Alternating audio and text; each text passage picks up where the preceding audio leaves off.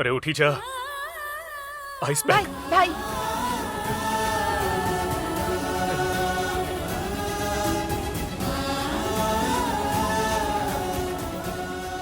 આ શું ભૂલ થઈ ગઈ અમારાથી?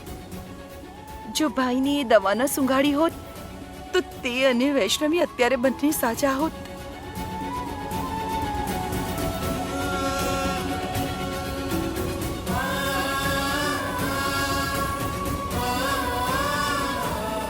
મારા દીકરાનું મન બહુ જ સાચું છે. તેને ખબર છે કે પોતાની પત્નીની રક્ષા કઈ રીતે કરવી છે. બસ આમ જ રહે છે દીકરા.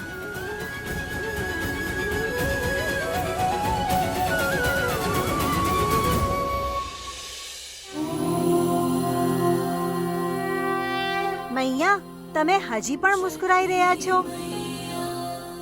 શું બ્રહ્માંડભરની પરીક્ષાઓ દેવાની જવાબદારી મારી મોટી બહેનની જ છે? હજી કેટલું કષ્ટ ભોગવશે તે? ધરતી પર ફૂટેલા અંકુરને પણ છોડમાં બદલવા માટે પાણીની સિંચાઈ સાથે સૂરજનો પ્રકાશ અને તેનો તાપ ગ્રહણ કરવો પડે છે શેષવ. પણ આ બધાનો મોટી બહેનની અંદર પ્રેમનું બીજ ઉત્પન્ન થવાથી શું સંબંધ છે માઈ? પ્રેમ ભાવનાના 7 પડાવ હોય છે શેષવ. આકર્ષણ, આસક્તિ, પ્રેમ, વિશ્વાસ, સમર્પણ, પૂજા અને શૂન્યતા. અર્થાત પોતાના અસ્તિત્વને મિટાવીને એક થઈ જવું. અત્યારે તો વૈષ્ણવી પહેલા 2 પડાવ પણ નથી પાર કરી શકી. આકર્ષણ અને આસક્તિ એકદમ પાણી અને અગ્નિના સમાન. આ બંનેને પાર કરીને જ પ્રેમ સુધી પહોંચી શકાય છે. અને આ કઠિનાઈઓ જ કાર્તિક અને વૈષ્ણવીના પ્રેમને ઊંડું કરશે.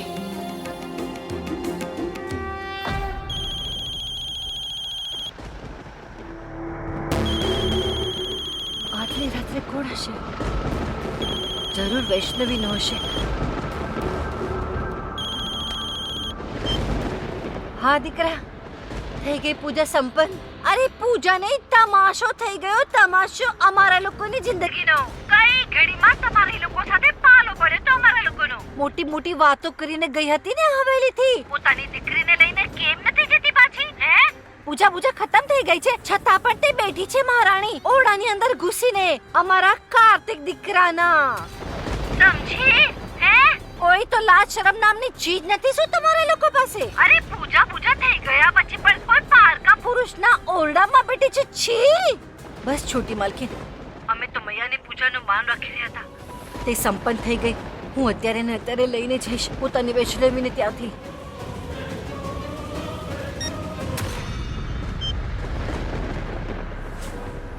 અરે આટલું બધું બોલવાની શું જરૂર હતી તારે? એની દીકરીનો પણ હાથ તો સળગ્યો છે કે નહીં? એટલા માટે તો બોલ્યા છીએ, જેથી જ્યારે યશોદા અહીંયા આવે વૈષ્ણવીને લેવા માટે તો એના અંદર ભરેલી આગમાં પહેલાથી જ ઘી નાખેલું હોય. જ્યારે તે જોશે ને કે અકસ્માત પછી પણ તેની દીકરીનો અહીંયા તિરસ્કાર જ થાય છે, મરતા મરી જશે પણ વૈષ્ણવીને અહીંયા ફરીથી નહીં મોકલે. કઈ સમજ્યા કે નહીં? પણ ઉર્મિલા, આ બધું તો ઓહો, બહુ ભોળા છો તમે તો.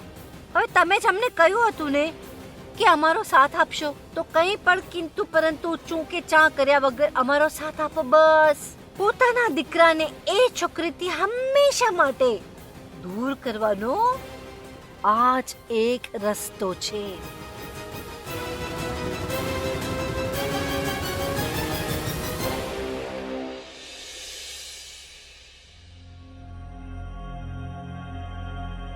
મેં એમને ઇન્જેક્શન આપી દીધો છે.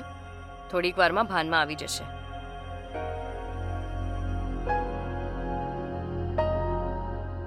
વૈષ્ણવી,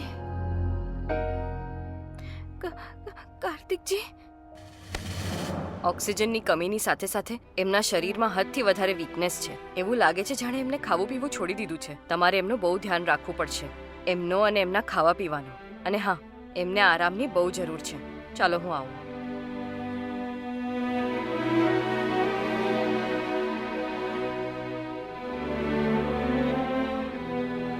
વૈષ્ણવી, આ શું કર્યું દીકરા? મૈયાની પૂજામાં એવી સમર્પિત થઈ ગઈ કે ખાવા પીવાનું હોશ પણ ના રહ્યું તને. થોડો ફળાહાર તો કરી લેવો જોઈતો હોત. કસ્તુરી, આની માટે કંઈ ખાવાનું લઈને આવ. હા બા. વૈષ્ણવી, વૈષ્ણવી, દીકરા થઈ ગયો તારો સંકલ્પ પૂરો. માસી, હવે ચાલ મારી સાથે. વૈષ્ણવી, અરે શું કરી રહી છે વૈષ્ણવી? તું મને સૂતી જવું રહે. પડશે. તારે માસી, આરામ કરવાની જરૂર છે. ડોક્ટરે ના પાડી છે દીકરા. ના દાદી, મારે જવું પડશે. સાંભળ તો મારી વાત. માસી, વૈષ્ણવી, વૈષ્ણવી, શું કરી રહી છે આ? વૈષ્ણવી, વૈષ્ણવી, મને જવા દો. વૈષ્ણવીને મારી જરૂરત છે. પ્લીઝ મને અરે જવા દો. દીકરા, કોઈ બીજાની મદદ કરવાની પહેલા તું પહેલા પોતે જ તો ફિટ થઈ જા. અરે દવા ખાવાની છે તને. આવ અહીંયા બેસી જા. વૈષ્ણવી, વૈષ્ણવી, માસી,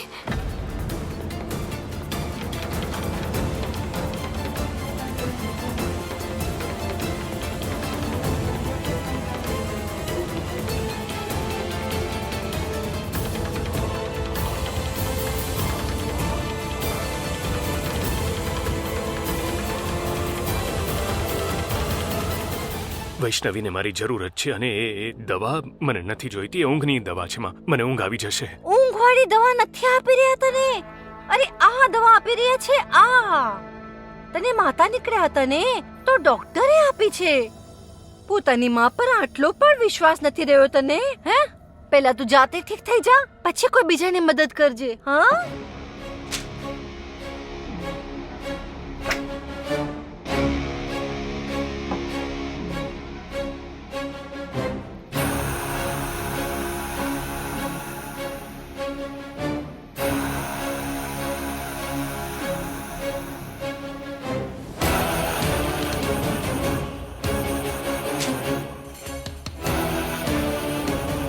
મૈયાજીના નામ પર મેં તારું બહુ બધું સાંભળી લીધું છે બેટા.